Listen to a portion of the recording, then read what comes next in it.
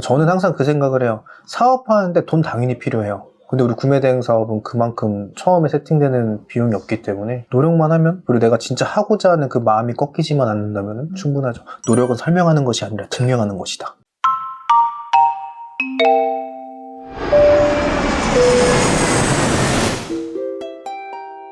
화이팅! 오늘의 질문을 답해주실 분, 자리에 계신 분 누가 있나요? 세 사장님, 궁금한 게 있습니다. 이건 뭐예요? 내 가방 좀 궁금한 게 있습니다. 빨리 찍으세요. 그럼 뭔데요? 좀 따라오시죠. 가시죠. 원래는 사장님 자리에서 기습으로 하려고 했는데 제가 방금 전에 강의를 하고 와서 배가 너무 고파가지고 안 되겠다 싶어서 수강생분께서 사주신 도넛 먹으면서 질문 좀 드리려고. 전 강의도 하고 촬영도 했는데요. 네. 근데 왜 음료수도 없어요? 가지고 오세요. 이거 셀프예요. 준비가 잘못됐는데? 가져오세요. 셀프네.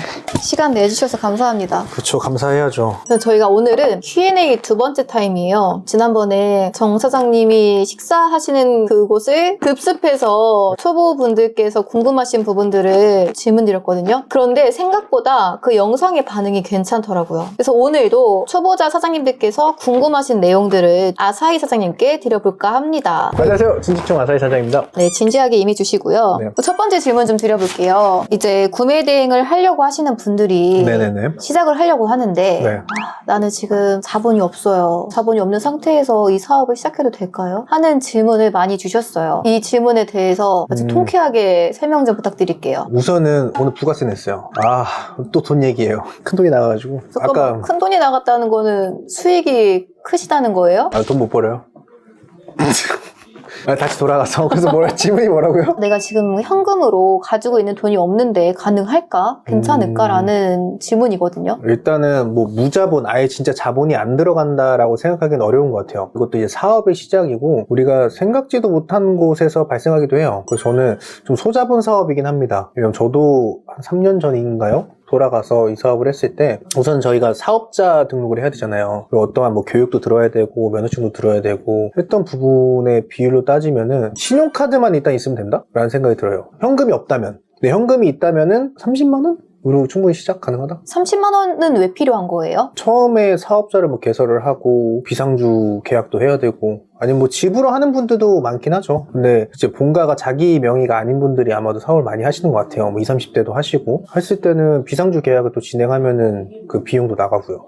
그리고 교육 비용도 구매 대행하면서 많은 카테고리를 가져가야겠다라고 생각하시는 분들은 또 교육도 많이 또 들어야 되고, 면허세, 등록증 이런 게 이제 기본적으로 깔리긴 하죠. 근데 그 생각은 들어요. 저도 오프라인 사업을 하고 싶은 적이 있었거든요. 근데 그 접었던 이유 중에 하나가, 저는 이제 술집 하고 싶었었는데 술집 하나 창업하는데 기본적으로 갖고 있어야 되는 돈이 1억이 넘어요. 많이 엄청 필요하죠. 커요. 엄청 큰데 제가 처음에 온라인 사업을 해야겠다? 그 안에서 구매 대행을 해야겠다? 라고 결정을 지었던 게 현실성으로 바라봤을 때 진짜 내 현실 29? 그때였었으니까 가진 게 없어요. 마이너스 2천만 원 갖고 있었으니까 그 전에 영업을 하면서. 그래서 지금의 현실성을 느꼈을 때 많이 안 들어갔던 것 같아요. 그래서 초기 세팅 비용으로 30만 원만 있으면 이 사업을 할 수 있다라는 의견이신 거죠? 그쵸. 하지만 현금으로 30만 원만 있을 경우에는 카드는 필요해요. 신용카드 없으면 돼요? 할 수 있죠. 그 대신 현금이 있어야죠. 그러면 신용카드가 없고 현금은 조금밖에 없어요. 네. 현금이 한 50 있어요. 네. 이렇게도 가능해요? 시작은 가능하죠. 하지만 그 작은 자본으로 인해서 큰 매출을 처음부터 낼 수는 없다.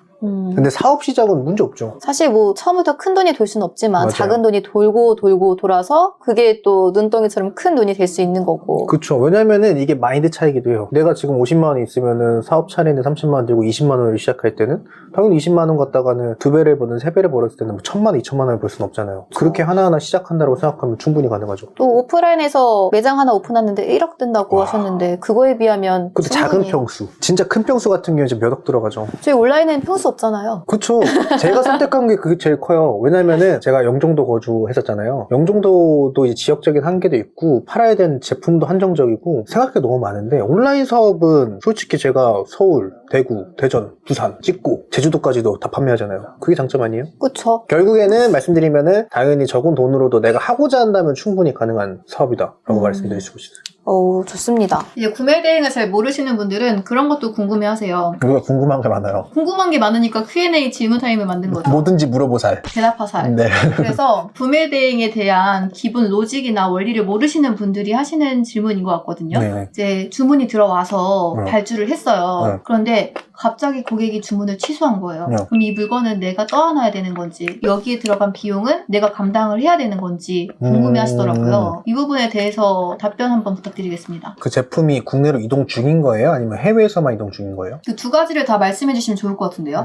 기본적으로 뭐 고객이 취소하는 경우는 주문을 하셨는데 제가 해외 거래처에서 발주를 했어요. 근데 그 제품이 현지 배송 대행지로 이동 중에 취소하는 경우가 있어요. 그런 경우에는 첫 번째로 고객에게 안내를 해야죠. 지금 현지에서 제품이 현지 물류창고로 이동 중에 있고 이거를 반품하셨을 경우에도 저희 이제 거래처에 반품 비용이 들어간다. 해외 반품 비용이 들어간다. 그걸 고지 후에 고객님이 선택을 하게 만들어야죠. 그 비용을 지불하더라도 취소를 할 건지 아니면은 그냥 받을 건지.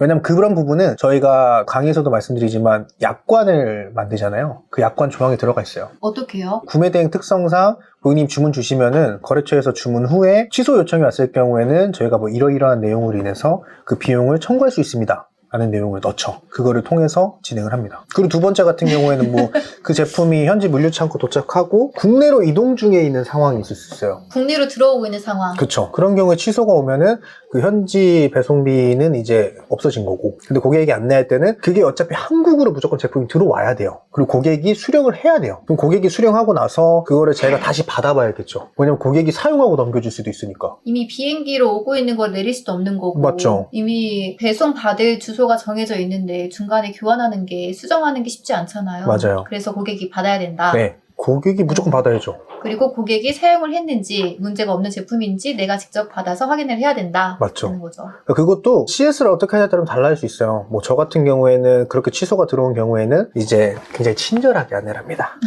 고객님 지금 주문 주신 제품 같은 경우에는 곧 국내에 들어올 예정이고 현지에서 배송이 됐을 경우에는 고객님이 일단 수령 후에 반품이나 교환이 가능한 상황입니다. 근데 하지만 교환 반품 원하실 경우에는 일단 1차적으로 저희 회사에서 그 제품을 검수를 한 번 더 해야 되고, 검수가 완료되면은 다시 해외로 보내야 되기 때문에 국내 반품비 그리고 해외 반품비가 청구될 수 있는 점 참고 부탁드립니다 라고 안내를 드리죠. 좋네요. CS에 따라서도 고객 유치도 할 수 있고 해결할 수 있는 방법이 다양한 것 같네요. 맞아요. 해외 구매 대행은 서비스업입니다. 그렇기 때문에 그 안에서 일어나는 과정들에 대한 걸 저희가 해결해주고 수익을 얻는 거죠. 도소매 아니에요? 해외 직구는 해외 직구 서비스업입니다. 이건 잘 알아두셔야 돼요. 그러니까 왜냐면은 크게 업종이 도소매인데 이 도소매 안에 저희가 이제 뭐 업태라고 표현을 했을 때 뭐 두 개 다를 수는 있어요. 네. 근데 저희는 해외 직구 대행업이라 그래서 해외 직구 대행업은 실질적으로는 서비스업이에요. 저희가 그 물건을 직접 구매를 하고 도소매라는 역할이 아니라 중간에서 대행을 해주는 역할이어서 현실적으로 바라봤을 때는 서비스업이 맞습니다. 저는 서비스를 좋게 하진 않았던 것 같은데. 근데 이것도 사업 성향에 따라 달라요. 그래서 이게 좀 재밌는 사업이기도 해요. 그러면 아사히 사장님은 왜 평소에는 화를 내고 기분 안 좋은 티 내다가 왜 네. 고객님한테는 친절하게 대하세요?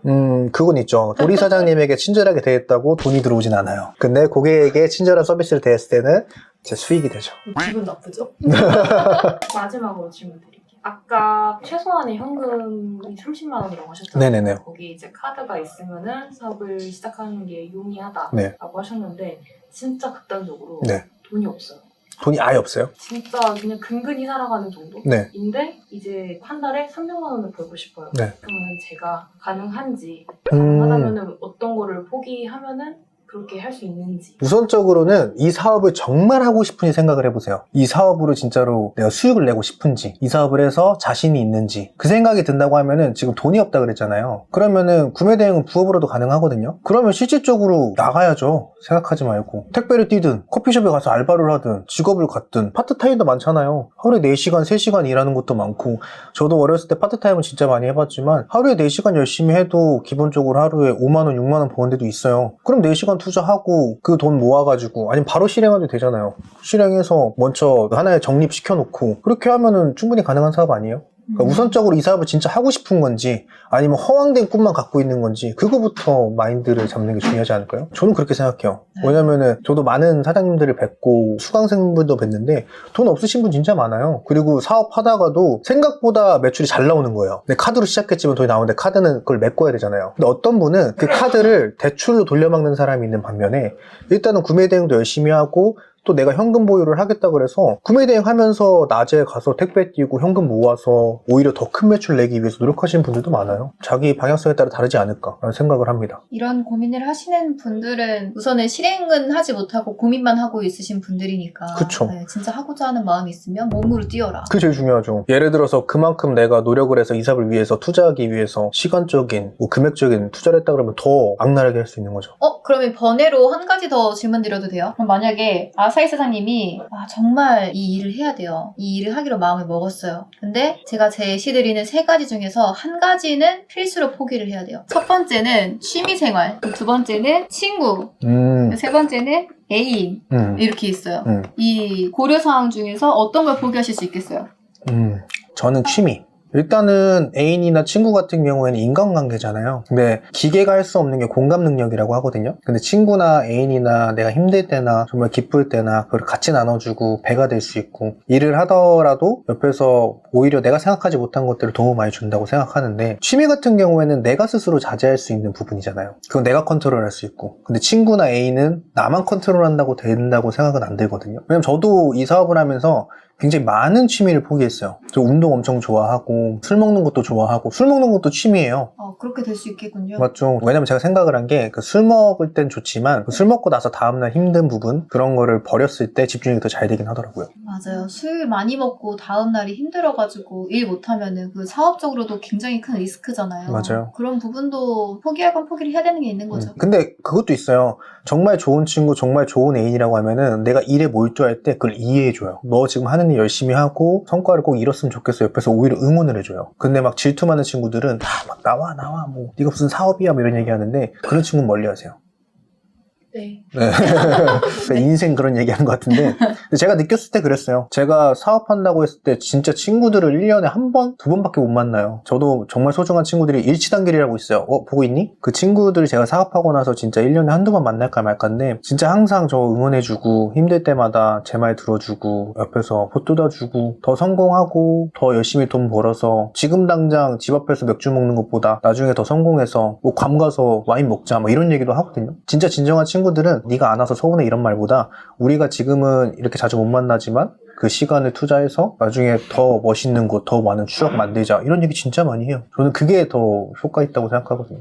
우선 당장은 내 마인드 세팅을 제대로 하고서 일을 하는 만큼 다른 건 조금씩 포기를 해야 된다라는 그쵸. 거죠. 저는 항상 그 생각을 해요. 사업하는데 돈 당연히 필요해요. 근데 우리 구매대행 사업은 그만큼 처음에 세팅되는 비용이 없기 때문에 노력만 하면 그리고 내가 진짜 하고자 하는 그 마음이 꺾이지만 않는다면 충분하죠. 노력은 설명하는 것이 아니라 증명하는 것이다. 그러면은 마지막으로 아직까지 마인드가 조금 할 거다라는 마음이 부족하신 분들도 계실 거예요. 그분들한테 한마디. 맨날 저는 약간 이런 식으로 흘러가는 것 같긴 한데 한마디 드리자면은 세상에 모든 일이든 노력 없이 되는 건 없습니다. 왜냐하면 우리가 다 아기 때가 있는 것처럼 그 아기 때도 걸으려고 엄청 노력을 한 거예요. 우리가 기억을 못할 뿐이지. 그렇게 모든 사업을 하던 간에 뭐 다른 걸 도전하던 간에 내가 노력하지 않는데 많은 것을 꿈꾼다? 절대 되지 않아요. 이건 제 진짜 철학과 똑같습니다.